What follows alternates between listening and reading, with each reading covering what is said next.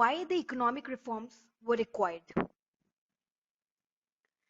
In the year 1985, India had balance of payments problem. By the end of the year 1990, it was in a serious economic crisis.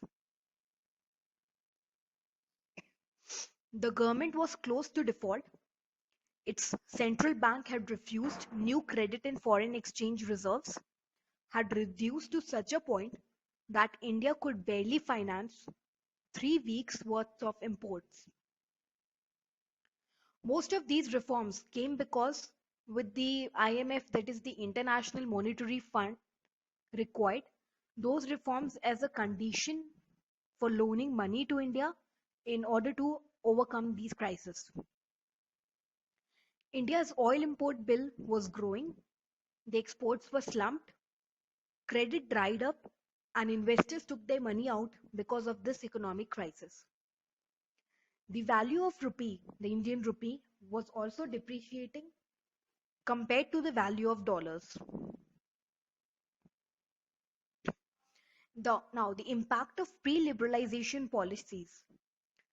The low annual growth rate of the economy of India before the year 1980, which stagnated around 3.5% from 1950s to 1980s, while the per capita income averaged to 1.3%. Only 4 or 5 licenses would be given for steel, electrical power, and communications. State-owned enterprises made large losses because of the huge public sectors. Then the infrastructure investment was poor because of the public sector monopoly. Corruption under the license Raj was one of the biggest problems. Now, changes done by the year 1991 economic reforms. The dominance of the public sector in the industrial activity. The discretionary controls on industrial investment and capacity expansion. The trade and exchange controls.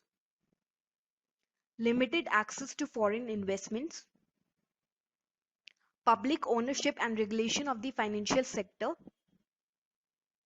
Reforms in industrial policy, which included the industrial licensing by the central government, was almost abolished. The restrictions on the import of foreign technology were withdrawn. There were some reforms in the trade policy as well. There was a switch to flexible exchange rate regime. Import licensing was abolished for capital goods and intermediates. There was some reforms in the financial sector as well. There was liberalization in the interest rate.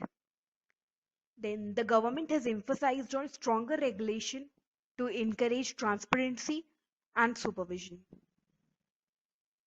Now, what was the impact of the post-liberalization policies?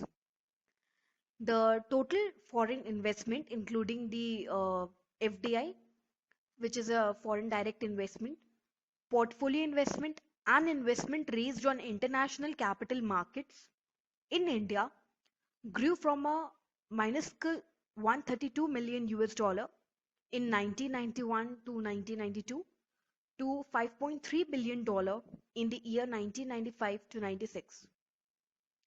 Annual growth rate in GDP per capita has accelerated to 7.5% currently.